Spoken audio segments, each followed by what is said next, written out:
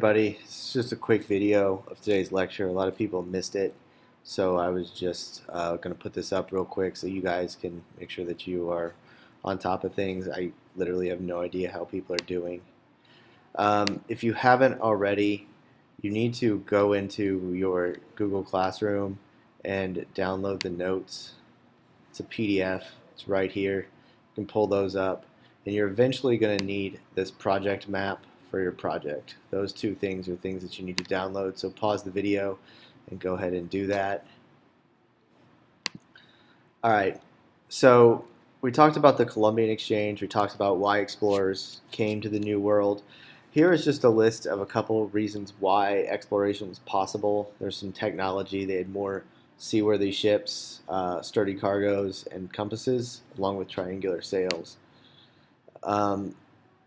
All of this, I don't love explorers because it's not really that deep. It's like remembering Christopher Columbus was the first to find the New World. Okay, so we're going to move on here, and we're going to talk about the conquistadors. So the conquistadors are Spanish, and this is a terrible map, of course, but this says 1519. So 25 to 30 years after Columbus discovers the New World, still not helping, the Spanish start taking over these new places. Now, Columbus lands down here in Hispaniola, but the first societies in the Western Hemisphere that live in one place that aren't Paleo Native Americans or Indians start out here in the what is modern day Mexico and the Yucatan Peninsula and a couple other places. And these are the first places Cortez takes over. Mainly, he wants the gold. He also wants to convert people to Christianity. So the Spanish take over all of this area right here. There's still massively heavy influences of Spanish in these areas. They speak Spanish. There's a lot of Spanish architecture. So this area of the world right here is just heavily influenced by Spain. All right, Ponce de Leon is the first explorer to find the New World. Find North America, mainly the United States.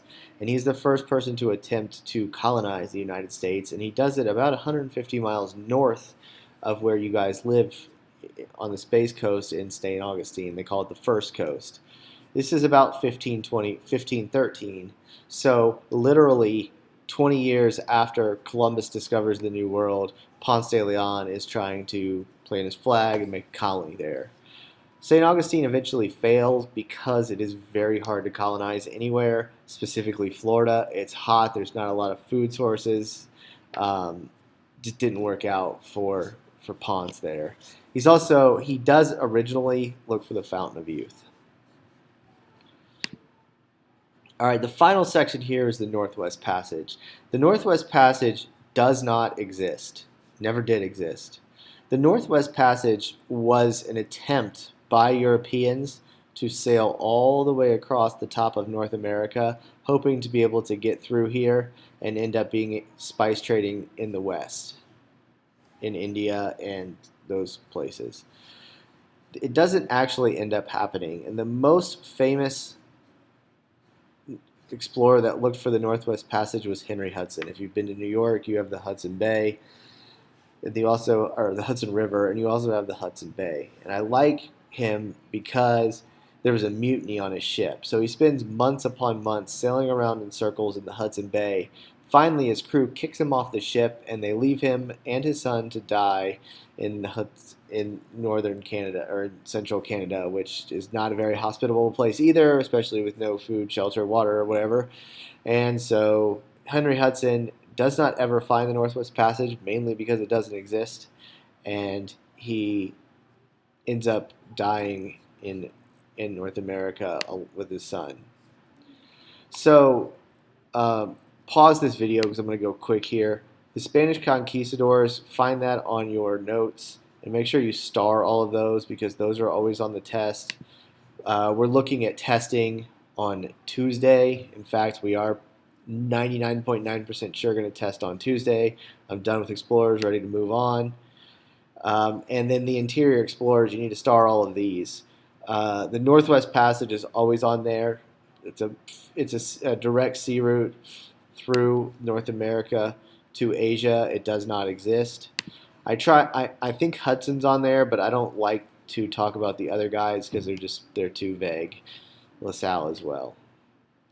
That's really it. That was it for today. It lasted a little longer in class because people had some questions, but if you're stopping and starting, you're starting to get the gist of it. Again, the conquistadors taking over.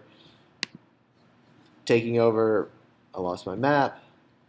Taking over Central America, taking over Moctezuma, um, taking their gold, trying to convert them to Christianity, and the Northwest Passages are the last portions of this. I don't spend a lot of time on explorers, and I'll be done after this, mainly because they don't really move on to anything else. There's somebody screaming in the hall, so I will hopefully catch you guys later.